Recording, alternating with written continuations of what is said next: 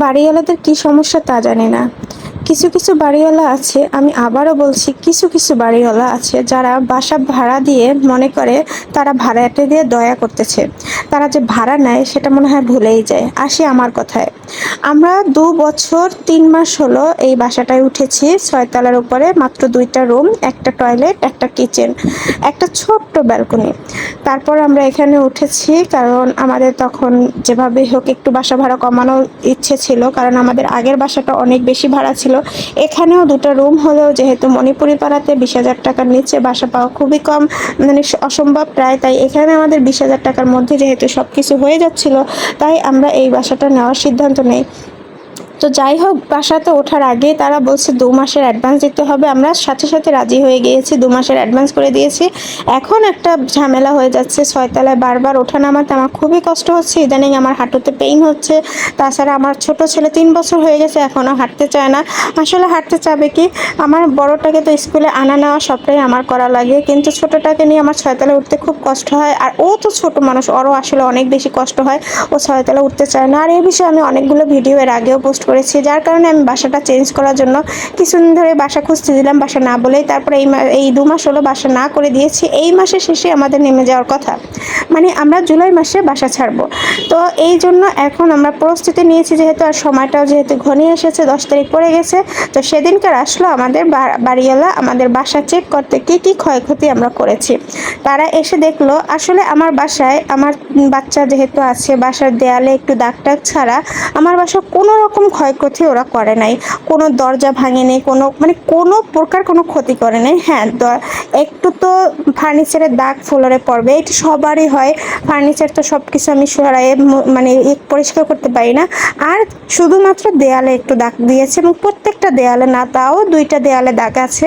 যাই হোক, বাচ্চা আছে যেহেতু করবেই। আর এটা আমরা শুরু থেকেই মেনে নিয়েছি যে আমাদের দেয়ালে দাগ হয়েছে, এটা হয়তোবা তারা করবে, রং করাবে, এটা আমাদের মানসিকভাবে প্রস্তুতি ছিল। কিন্তু বাড়িওয়ালার ছেলে যখন আসলো, এসে এমন একটা অ্যাটিটিউডে ঢুকছে বাসায়, মনে হচ্ছে যেন সে বাসায় না কোনো জেলখানা ঢুকছে কয়েদিদের শাসন করার জন্য। ঢোকার পরেই সে এমন হুমড়ি দুমড়ি করে সব কিছু দেখতেছে। এবং আমরা ওঠার আগেই আমাদের যে বাথরুমের দরজাটা ছিল প্লাস্টিকের, সেটা একটু ফাটা ছিল। তো সে এসে প্রথমে আমার বাথরুমের দরজাটা খুললো, খুলে বলতেছে এই দরজাটার কি অবস্থা করছে, বাচ্চা কাচ্চা ভেঙে চুরে। আমি বলি কি ভাইয়া, এই দরজাটা আগে থেকে ভাঙা ছিল। ওই যে সে আমার সাথে খারাপ ব্যবহার করলো, মানে সে যে ঢুকছেই খুব হুমড়ি দুমড়ি করে। এবং সে ওই সময় বলতেছে, কি বলতে চাচ্ছেন, আমি ইনটেক বাসা দিয়েছি, আমাকে কি এখন উল্টাপাল্টা কিছু ধরাই আমাদের ঘাড়ে চাপাই দিবেন? পরে আমি বলি কি না ভাই, আমি এমন কিছু বলি নাই তো, আসলে আমি বলতেছিলাম এটা আগে থেকে ফাটা ছিল। তারা যখন আমি বাসায় উঠছি আমরা, তখন তাদের দারোয়ান যে ছিল, সেই দারোয়ান এখন চলে গেছে। তো সেই দারোয়ানের মাধ্যমে আমাদের বাসা বুঝাই দিয়েছে, এবং বসে কোনো ত্রুটি থাকলে তারা যেন এখন বলে, কিন্তু 10 দিন পরেও যদি বলে তাহলে কিন্তু তারা আর ঠিক করে দেবে না। তখন আমরা দারোয়ানকে বলেছি, ভাইয়া এগুলো ত্রুটি ঠিক না, আমাদের খুব একটা ঝামেলা হবে না, তবে এইগুলো প্রবলেম আছে, যেমন বেসিংটা একটু ফাটা আছে, দরজাটা একটু ফাটা আছে, আর আমাদের যে ব্যালকনির রং কিছুটা উঠানো আছে, সবটাই আমরা তাদেরকে দেখাইছি। আসলে আমাদের ব্যালকনিতে এত পরিমাণ পানি আসে বৃষ্টিতে, বৃষ্টির ছিটাও যদি পড়ে, শুধু ব্যালকনি না, আমি এই বাসার একটা জানালাও খুলতে পারি না শুধু ছিটা পড়লেও, কারণ সাথে সাথে বাসার মধ্যে পানি ঢুকে যায়।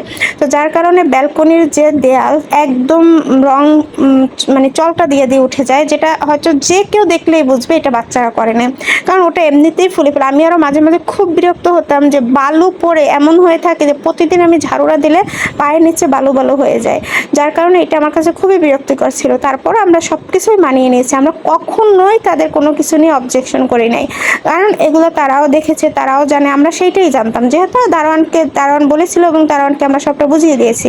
এখন আমরা যখন বাসায় উঠেছি, একটা দরজাও তারা বার্নিশ করে দেয়নি। এখন তাদের ব্যালকনির সেই ছেঁড়া ফাটা, কি বলবো, বৃষ্টিতে যেহেতু রেগুলার ব্যালকনির দরজাটা ভেজে, তার সেই দরজার কি অবস্থা, সেই দরজার রং করাবে আমাদের টাকায়। প্রত্যেকটা দরজা তারা বার্নিশ করাবে, যেখানে কিনা আমরা ওঠার আগেও যারা ছিল তাদেরও বার্নিশ করে দেয়নি, কিন্তু এবার নাকি আমাদের টাকায় তারা বার্নিশ করে দেবে, এবং সেই প্রস্তুতি নিচ্ছে। সে আমার সামনে বসে প্রত্যেকটা জিনিস লিস্ট করতেছে, এমনকি তাদের চৌকাঠ পর্যন্ত, যে কোনো দরজার চৌকাঠ পর্যন্ত তারা লিস্ট করতেছে রং করাবে। তো আমি পুরো অবাক হয়ে যাচ্ছিলাম যে সে কিসের জন্য এইসব ব্যবহার করতেছে, আর সে মানে এইগুলো যে বলতেছে সে জোরে জোরে বলতেছে আমাকে শুনিয়ে শুনে এবং রেগে রেগে। পরে আমি বলি, আর আমি যখনই কোনো কিছু বলতে যাই যে মানে সে তো ওটা চুপচাপ দেখতেছে লিস্ট করতেছে এমন না, সে প্রত্যেকটা জিনিস ধরতেছে আর দেখতেছে আর বলতেছে বাচ্চারা কি করেছে, দেখো আমার সেগুন কাঠের দরজায় দাগ দিয়েছে, দেখো এইটা করেছে ওইটা করেছে। কিন্তু সত্যি বলতে আমাদের সেগুন ওনাদের মানে মেইন দরজায় একটা কালার পেন্সিলের সোজা একটা দাগ ছিল মাত্র। ওই দাগটা ওনারা বের হয়ে যাওয়ার সাথে সাথে আমি একটা ন্যাকড়া দিয়ে মশা দিয়েছি, সাথে সাথে উঠে গেছে, আর একটা কোনো কলমের দাগও কেউ দেখাতে পারবে না। তো এইটুর জন্য সে ওইভাবে ব্যবহার করছে যে আমাদের সেগুন কাঠের দরজা এরকম দাগ দিয়েছে। আমি কি এই সেগুন কাঠের দরজা নর্মাল বার্নিশ করব? আমি এখানে 1 নম্বর বার্নিশ লেখো লেখো 1 নম্বর বার্নিশ লেখো, এগুলো কোনো নর্মাল বার্নিশ করা যাবে না। মানে তারা আমার মানে সে মানে কি বলবো, আমার বাচ্চাদেরকে দোষারোপ করতেছে, সে রেগে রেগে কথা বলতেছে, আমাকে শুনে শুনে চিল্লাপাল্লা করতেছে। আর যখনই আমি বলতে যাই যে ভাইয়া এটা তো আগে থেকেই ছিল, কেন আপনি বুঝতেছেন না, এই বেসিনটা আগে থেকেই ফাটা ছিল, তখনই সে চিৎকার করে আপনি কোনো কথা বলবেন না, চুপ থাকেন, আমি ইনটেক বাসা দিয়েছি, আমাকে ইনটেক বাসা ফিরিয়ে দিতে হইবে। মানে আমি বুঝলাম না যে উনি ইনটেক বলতে কি বোঝাচ্ছিল। শুধু সে এইটাই বলছিল তা না, সে বারবার কথায় কথায় বোঝাচ্ছিল তারা এ বাসায় ভাড়া ছিল ও বাসায় ভাড়া ছিল, সেই বাসা নাকি এখনও সেরকম আছে। তারা এই যে তাদের বাড়ি করছে, এইটাই 29 বছর হয়ে গেছে তারা এই বাড়ি করছে। এই বাড়ি করার আগে যারা যেখানে তারা ভাড়া ছিল সেই 29 বছর আগের বাসা নাকি এখনও সেরকমেরই আছে, আমরা নাকি সব কিছু নষ্ট করছি। মানে মানে কি বলবো, আমি আমার পুরা বাসার একটা ভিডিও অবশ্যই একসময় করব, আসলে সময় হয় না। আর তাছাড়া এখন যেহেতু আমরা বাসা 15 তারিখের পরেই চেঞ্জ করার চিন্তা ছিল, হ্যাঁ এখন অবশ্য আমরা ভাড়াটা সব বুঝাই না দেওয়া পর্যন্ত আমরা নামবো না। তো যখন আমরা এরকম চিন্তা করছি সেই থেকে আমি একটু কাপড় চোপড় অগোছালো থাকে, আমি একটা একটা ড্রয়ার গুছাচ্ছি, কারণ যেহেতু আমার 2টা বাচ্চা নিয়ে আমার অনেক বেশি হ্যাসেল, যে আমি একদমই সময় পাই না গুছানোর। তো একটু একটু করে গুছাচ্ছি, আমার বাসা একটু অগোছালো থাকে। তো যাই হোক, আর সবটা তো আমাকেই করতে হবে, আমার তো আর কোনো পার্সন নেই যে আমাকে করে দেবে, এই জন্য একটু অগোছালো বাসায় থাকে। কিন্তু তাদের কোনো কিছু মানে আর আমার কোনো কিছু অগোছালো থাকলে তো তাদের দেখার বিষয় না, আমার ওনাদের কোনো কিছু আমি মানে কি বলবো নষ্ট করছি কিনা সেটা তারা দেখবে। কিন্তু সে এত বেশি রাগ ব্যবহার করছে এবং সব তারপরে কি করলো, পরের দিনটা সে আমার হাজব্যান্ডকে যখন সে অফিসে যাচ্ছে তাকে নিয়ে বাসায় চলে গেল, তখন সে বলতেছিল যে হ্যাঁ আমাদের এই সেগুন কাঠের বার্নিশের টাকা আপনাদের দিতে হবে অমুক সমুক। তখন বলছে আপনারা কি আমাদেরকে রং করে দিয়েছিলেন যে আপনারা এখন আমাদের কাছ থেকে রঙের টাকা দেবেন? আমি ভিডিওর শেষে আপনাদের একটা মানে অন্য ভিডিও করার সময় যে আমাদের ব্যালকনির দরজাটা আমি দেখাবো, তখন দেখবেন যে ব্যালকনির দরজাটা কীরকম। তো ওই দরজা তারা আমাদেরই কেন রং করে দেয়নি, কেন এখন আমাদের কাছ থেকে টাকা নেবে রঙের টাকা? এখন এই মাসে আমরা ভাড়া দেইনি, যেহেতু আমরা এই মাসে নেমে যাবো, আর তাদের 2 মাসের অ্যাডভান্স দেওয়া, তো আমরা 1 মাসের ভাড়া আগেই দিয়েছি। তো এখন তারা 2 মাসের ভাড়া মানে 1 মাসের ভাড়া আমাদের কাছে পায়। তো আমরা ভাবছি এই মাসে আমরা নেমে যাবো, এই মাসে ভাড়া না দিলেও তো হবে, কারণ আর তারপর আমরা 1 মাসের ভাড়া তার কাছে পাবো।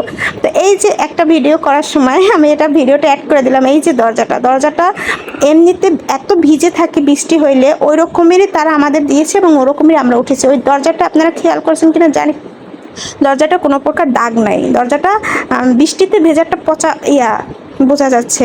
তো যাই হোক, ওটা আমার অন্য একটা ভিডিওর অংশ আমি এখানে দিয়ে দিয়েছি। তো আমরা এই মাসে তাদের ভাড়া দেইনি। যাই হোক, তারপর বলতেছে আপনি এই মাসে কেন ভাড়া দেন নাই? তো আমার হাজব্যান্ড বলতেছে আমরা তো এই মাসে নেমে যাবো, তো এই মাসে কেন ভাড়া দেবো? তারপর তো আপনাদের কাছে আরও 1 মাসের ভাড়া আমরা পাবো, যেহেতু আমরা 2 মাসের ভাড়া অ্যাডভান্স করেছি। বলছে না, ওই 2 মাসের ভাড়া আপনারা নেমে যাবেন, তখন আমরা বুঝাই দেবো, তার আগে আপনাদের প্রত্যেকটা ভাড়া দিতে হবে, কন্ট্রাক্ট তো কন্ট্রাক্ট। আমি এরকম কন্ট্রাক্ট জীবনও কোথাও শুনি নাই, বিশ্বাস করুন। আমরা তো এর আগেও কয়েকটা বাসা ভাড়া থেকেছি, মানে যে আমরা আমার আপু বা যে আমাদের এই কথা শুনছে তারাই বলছে 2 মাসের অ্যাডভান্স থাকতে 2 মাস আগে থেকে আমরা ভাড়া দেওয়া বন্ধ করে রাখি। তো যাই হোক, তারপর আমার হাজব্যান্ড কোন তর্কে জড়ায় নেই, সে ভাড়াটা দিয়ে দিল তাদের। ভাড়া দেওয়ার পরে তার মা বলতেছে আচ্ছা বাবা, তোমার তো একটু খেয়াল করা উচিত, তোমার বউ যে বাসা বসে সারাদিন মোবাইল টেপে আর কোনো কাজ করে না, তোমার কি উচিত না এটা শাসন করা? মানে বোঝেন যে আমার যদি উনি শাশুড়ি হইতো তাহলে আমার সংসারটা কয়দিন করতে দিত। আমি মাঝে মাঝে ভাবতাম ওনার 5টা ছেলের মধ্যে মাত্র একটা ছেলের বউ আছে, আর প্রত্যেকটা ছেলে অবিবাহিত। তখন চিন্তা করতাম যে তারা কেন বিয়ে করে নাই। হ্যাঁ, এখন বুঝি যে তারা বিয়ে করে না কেন, বা দুজনাকে বিয়ে করছে তাদের বউ টেকে নেই। যাই হোক, সেটা তাদের ব্যক্তিগত ব্যাপার। কিন্তু কথা হয়েছে, সে আমার হাজব্যান্ডকে উস্কাই দিচ্ছে যে এই যে অপরিষ্কার থাকে বাসা, তুমি কেন কিছু বলো না, এটা কোনো কথা বলে না, এটা রাইট কি তার আছে? এই ধরনের এর মধ্যে দিয়ে যাচ্ছি। আমি বিশ্বাস করি ওনাদের যে এক বিন্দু স্যাক্রিফাইস করতাম, কিন্তু এখন আমি আমার হাজব্যান্ডকে বলে দিচ্ছি একটা টাকাও তাদের স্যাক্রিফাইস করব না। যদিও 2 বছরের মধ্যে যদি কেউ বাসা ছাড়ে তাইলে রং করার দায়িত্ব তাদের, আমাদের না। তারপর আমি মানলাম যে রঙের টাকাটা তারা সর্বোচ্চ নিতে পারে, আর একটা টাকাও তারা কাটার অধিকার রাখে না। তারপরও জানি না যে তারা আসলে কি করবে, তাদের প্ল্যানটা আসলে কি। যাই হোক, যাই প্ল্যান হোক, তার মধ্যে আমি আর একটা কথা বলতে ভুলে গিয়েছি। তারা যখন মানে তার ছেলে যখন বাসা দেখতে আসছিল, তো এরকম আর আলোচনা করছিল রং মিস্ত্রির সাথে।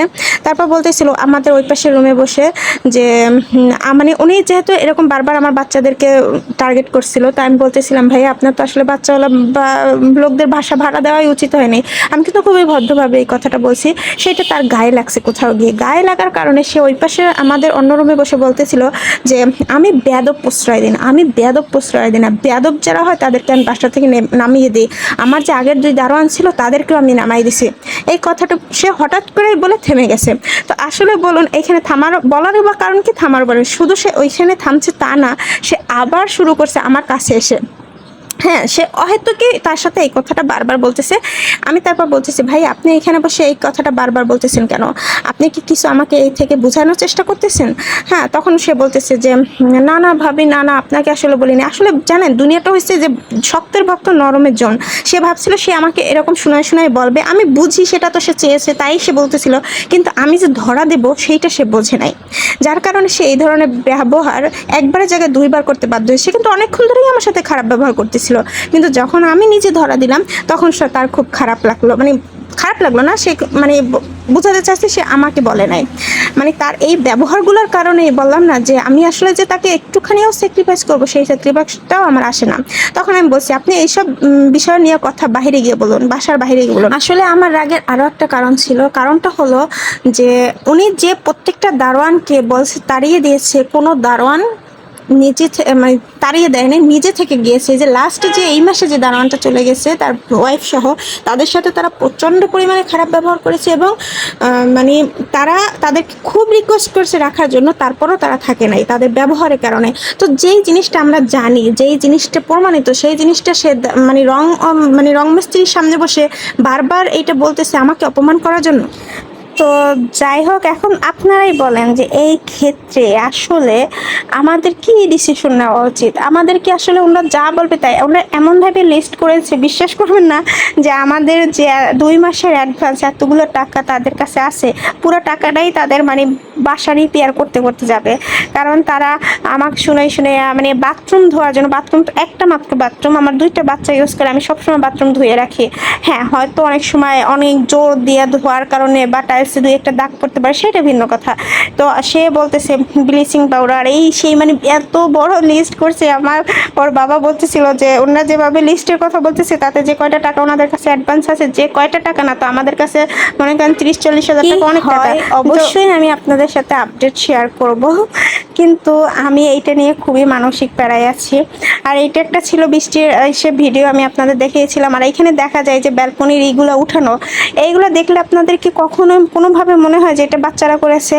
বিশ্বাস করবেন না, এমনভাবে ব্যালকনি ভিজে ডুবে থাকে, একটু বৃষ্টি হলে এই যে শীতলাগুলো, আমি এগুলো ডললে উঠাতে পারি না, বিশ্বাস করবেন।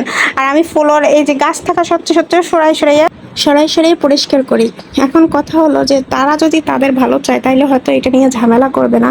আমি এটা বলতেছি এই কারণে যে তাদের যতগুলো ভাড়াটিয়া ছিল এ পর্যন্ত, আগের দারোয়ান আমাদের বলেছে যে এই 25 বছরে সে কোনোদিন দেখে নাই কোনো ভাড়াটিয়া না কান্না করে বাসাতে নামছে, বা না অপমান অপদস্থ হয়ে এই বাসা থেকে নামছে। ভাড়া নেওয়ার সময় ঠিকই তারা ভালো ব্যবহার করে, কিন্তু নামার সময় প্রত্যেককে না কান্না করাই দেয়। আমি দেখছি, অবশ্য ভাড়াটিয়াদের নামার সময় দেখিনি, তবে তাদের যে দারোয়ানরা, প্রত্যেকটা দারোয়ানরা বের হয়েছে সেই সেম অবস্থা করে। তো আমি বলেছিলাম যে দেখেন আমাদের কান্না করাই নামাইতে পারবে না, আমি প্রয়োজনে কান্না করাই রেখে যাব, কারণ এমন কোনো ব্যবহার আমার পছন্দ না আমি মানুষের সাথে বললাম না খারাপ ব্যবহার করি না, কিন্তু এমন কোনো ব্যবহার মানুষ আমার সাথে করবে যেটা আমি আসলে নিতে পারি না, এটা হবে না।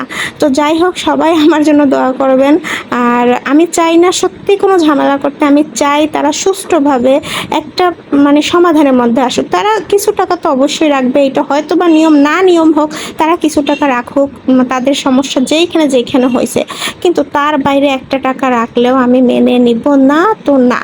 যাই হোক, তারপরেও দোয়া করেন যেন আসলেই কোনো ঝামেলা না হয়। ঝামেলা ছাড়া জীবনটা খুবই শান্তিময়, আর ঝামেলা আমরা চাইও না।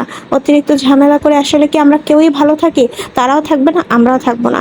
এই কিছুদিন ধরে অনেক মানসিক প্রেশার নিচ্ছি, আর নিতে পারছি না। তাই চাচ্ছি যে ঝামেলা না হোক, তবে সেটাই আপনারা সবাই আমাদের জন্য দোয়া করবেন।